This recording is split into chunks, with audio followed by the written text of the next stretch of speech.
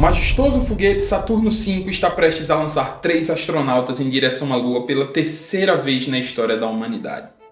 Era para ser mais uma missão simples de rotina na corrida espacial americana.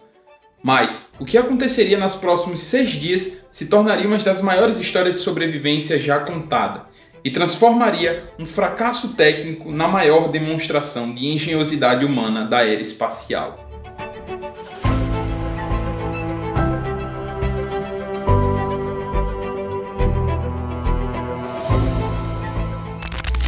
Tracking virtually everything they were doing. Every configuration change that was proposed to be done. Mas antes de te contar todos os detalhes que aconteceram nessa missão, você precisa conhecer a tripulação. Começando pelo comandante, Tim Lovell, veterano de 3 missões espaciais, incluindo a histórica Apollo 8 que orbitou a Lua pela primeira vez. Este seria o seu 4º e último voo. Jack Swigert, piloto do módulo de comando, convocado apenas 48 horas antes do voo para substituir um outro astronauta que havia sido exposto à rubéola.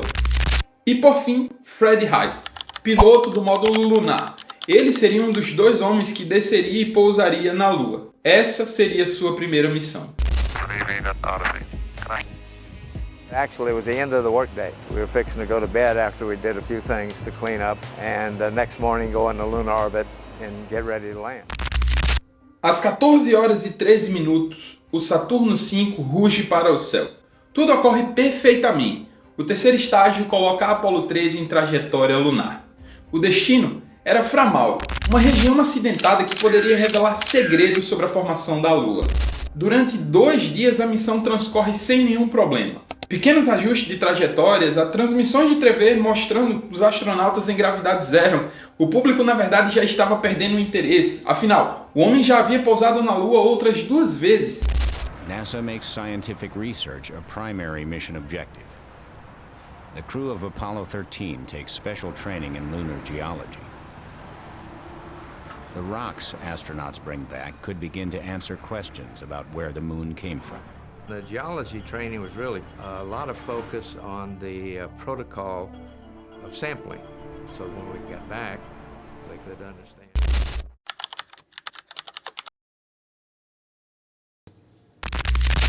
No dia 13 de abril, 55 horas e 54 minutos após o lançamento, a espaçonave estava a 321.860 km de distância da Terra. Jack Swigert foi fazer uma tarefa de rotina, agitar os tanques de oxigênio presentes no módulo de serviço. It was now 55 hours, 55 minutes and 4 seconds from launch. My voice slips come live. Hey flight, you've had a computer restart. Roger, restart. Another one says antenna switch. Another one says main bus interval. And then down from the spacecraft Lovell calls. Hey, Houston, we've had a problem here. Can I say again, please? Essas 5 palavras mudariam tudo. O tanque de oxigênio número 2 havia explodido. Os fios expostos em um componente defeituoso geraram uma faísca e o calor acabou desencadeando uma explosão. Em poucos segundos, o painel lateral do módulo de serviço havia sido arrancado. O oxigênio vital estava indo para o vácuo.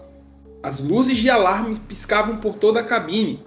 A nave balançava descontroladamente e todo o oxigênio estava saindo para o espaço como se fosse um jato. From then on, it was survival mode. Okay, now let's everybody keep cool. Let's solve the problem, but let's not make it any worse by guessing. What they do know is bad enough. Both oxygen tanks are losing pressure quickly. 2 of 3 fuel cells are dead. Without oxygen, the remaining fuel cell won't last long. No centro de controle da missão em Houston, o clima mudou instantaneamente. Jenny Kranz analisava os dados. A pressão do oxigênio caindo rapidamente, a energia elétrica totalmente comprometida. O tanque número 1 também estava vazando para a infelicidade de todos os astronautas presentes naquele momento. E foi nesse momento que a terrível realidade se impôs. O módulo Odyssey estava morrendo, sem energia, sem eletricidade, sem água. Aqueles 3 astronautas estavam a 320.000 quilômetros de distância da Terra, sozinhos e com essa grande crise. I made the decision that we would go around the moon as opposed to use a direct abort. because I would have to jettison my lunar module. Gene Kranz tomou a decisão mais crucial em meio à crise. A tripulação teria que abandonar o Odyssey e usar o módulo lunar Aquarius como um bote salva-vidas. Mas havia aí um problema, e esse problema era crucial. O Aquarius ele foi projetado para sustentar 2 astronautas por 2 dias na Lua. Nesse caso, ele teria que manter vivo 3 tripulantes durante 4 dias no espaço profundo. Os recursos eram meio que limitados. O oxigênio tinha o suficiente. A água para refrigeração e bebida era no limite. O grande problema na realidade era o dióxido de carbono. The canisters to remove carbon dioxide in the lunar module, there were only enough of them for 2 people. We were 3. And as the CO2 level in the blood goes up, your muscle function is going to stop. And you're going to lose consciousness and die. There are spare canisters in the command module, but a basic design error renders them useless. The command module carbon dioxide scrubber was square, but the lunar module was round. 3 homens respirando em um espaço minúsculo produzem muito CO2. Os filtros do Aquarius não eram suficientes. Os do Odyssey eram quadrados, os do Aquarius eram cilíndricos. E aí surge um dilema mortal. Como encaixar uma peça quadrada em um buraco redondo? Em Houston, uma equipe de engenheiros receberam uma missão quase impossível.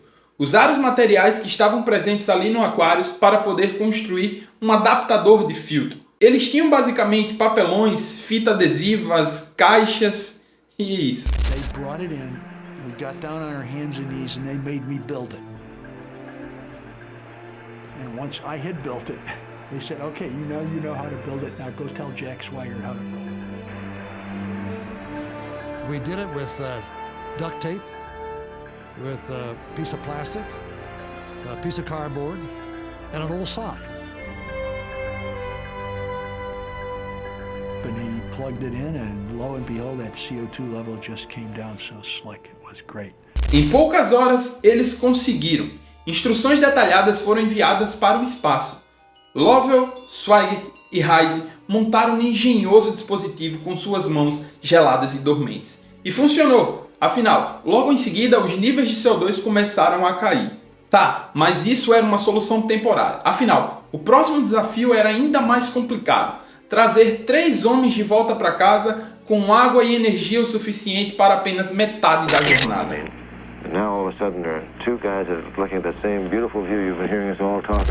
Tudo bem, nesse momento você deve estar se perguntando por que eles não voltaram imediatamente. A Apollo 13 ela tinha velocidade demais, então essa possibilidade havia sido descartada. Naquele momento, a solução ideal era usar a gravidade da Lua, dar uma volta ao redor dela e fazer com que o seu impulso gravitacional os fizesse retornar de volta para a Terra. É o que nós costumamos chamar de trajetória do retorno livre. A mesma trajetória que a missão Artemis 2, programada para acontecer agora em março de 2026, será utilizada. 5 trajectory return to Earth options. So we would have missed the Earth had we done nothing. So the first thing was to get us in the right direction to go around the moon. And that was the first maneuver we made. We used the landing engine, the engine we normally would have landed on the moon. Mas a trajetória do retorno livre os fariam ir para longe demais do ponto de reentrada. Eles precisariam fazer uma queima de motor no módulo lunar, algo que nunca havia sido testado nessas mesmas condições.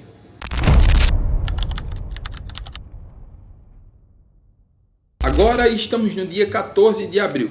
Apollo 13 passava pelo lado oculto da Lua, 25 minutos sem contato nenhum com a Terra.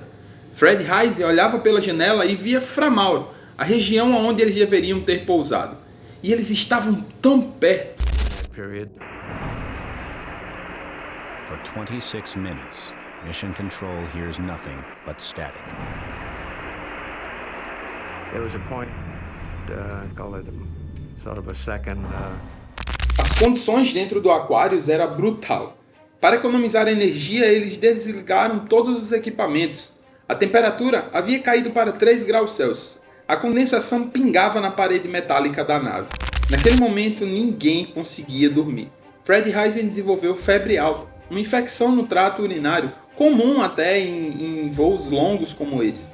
Somado a isso, eles sofriam também de desidratação severa, todos eles. Cada um estava limitado a 170 ml de água, um quinto do normal. Mas, apesar de todos os problemas físicos, existia um problema ainda pior e mais grave: a incerteza. Os cálculos da trajetória dependiam do módulo de comando, que estava inativo há dias. Quão preciso seria o curso para o retorno? E será que o escudo térmico estava ainda intacto após a explosão? Essa incerteza era o que assolava aqueles astronautas dentro daquela espaçonave. Everybody was making constant calculations. Do we have enough electrical power? Do we have enough water? Do we have enough oxygen? The answer is definitive.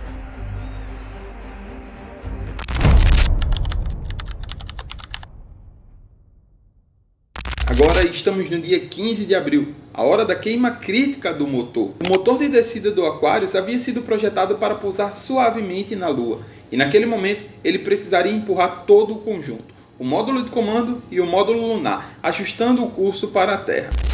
And that was the first maneuver we made. We used the landing engine, the engine we normally would land it on the moon. E funcionou. Tudo deu certo naquele momento, mas ainda havia um problema.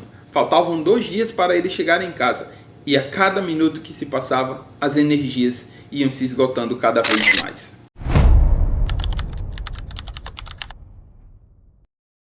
No dia 17 de abril, a Terra crescia na janela do Aquarius, mas ainda havia uma missão bem mais perigosa. Seria reativar o módulo de comando Odyssey. O Odyssey estava desligado há 4 dias, gelado e extremamente úmido. Condensação por todos os painéis. E a realidade é que naquele momento eles não sabiam se o painel de comando voltaria a funcionar. A sequência de ativação normal levava horas, e naquele momento eles só tinham menos de 60 minutos.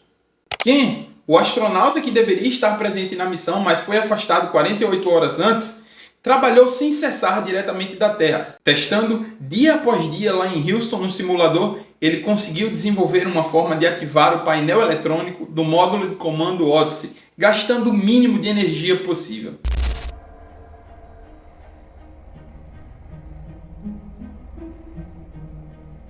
While conditions in the LEM are miserable, the low temperatures won't kill them. But every breath they take produces a poison that can. Carbon dioxide was beginning to build up in the lunar module atmosphere. The canisters to remove carbon dioxide in the lunar module, there were only enough of them for 2 people. We were 3. Jack Swigert voltou ao Odyssey usando e seguindo todas as instruções à risca que Ken havia passado. As luzes de comando, o painel, tudo havia acendido. E agora, com o Odyssey vivo, a situação era outra. Eles precisariam dar adeus a Aquarius. Afinal, eles precisariam usar o Aquarius como um impulso para poder ser arremessado de volta, e o Aquarius seguiria sua trajetória e queimaria no espaço. We have lunar module jettisoned.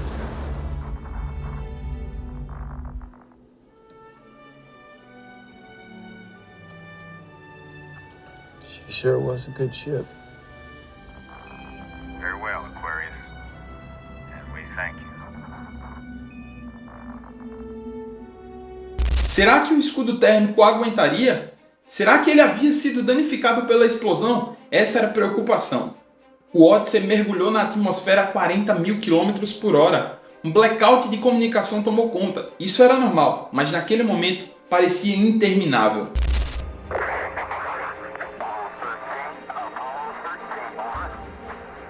Hello, Aquarius. Hello, Apollo 13, and no response.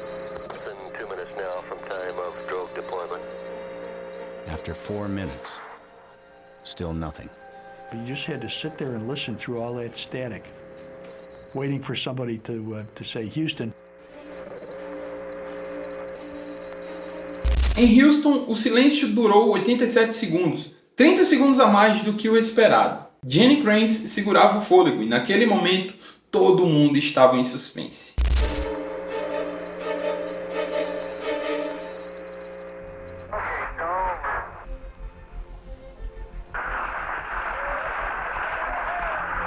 Odyssey Houston, we show you on the mains. It really looks great. 1-0.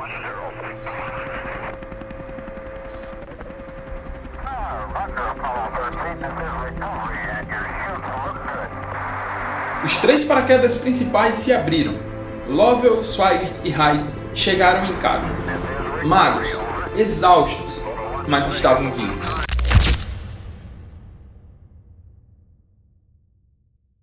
A Apollo 13 foi chamada de fracasso bem-sucedido. Afinal, ela fracassou em pousar na Lua, mas ela obteve sucesso em uma coisa muito maior: trazer 3 astronautas de volta para casa apenas com a engenhosidade humana e uma mente brilhante. A investigação revelou que, na realidade, um tanque de oxigênio defeituoso foi instalado anos antes do voo. Os fios expostos, um erro que quase custou a vida de 3 astronautas. Jenny Kranz disse a frase que marcaria aquela missão: o fracasso não é uma opção. E não foi. Jim Lovell nunca mais voou para o espaço, mas ele comandou uma das missões mais dramáticas e marcou aquele momento. Fred Heise testou sim um ônibus espacial e Jack Swigert foi eleito para o Congresso dos Estados Unidos, mas também faleceu antes de assumir o cargo. Jim Lovell faleceu no ano passado, mas esses 3 astronautas deixaram um legado. Eles comandaram e eles estiveram presentes em uma das missões que marcaram esse período da exploração espacial. Hoje, eles são lembrados como lendas. A Apollo 13 jamais será esquecida. E o que eles fizeram naquele momento marcou para sempre e todas as gerações. Existem alguns casos que a maior aventura de todas é voltar para casa. Eles marcaram a história da astronauta. E se você gostou desse mini documentário, eu espero que você deixe o seu gostei aí. Curta esse vídeo, comente alguma coisa e vamos interagir. Se você ainda não segue o Natural Space, já aproveita para seguir também. Se você também não segue o Ponto Zero, o Space Sem Fim e o Fê Naturalista, também deixe para nos seguir.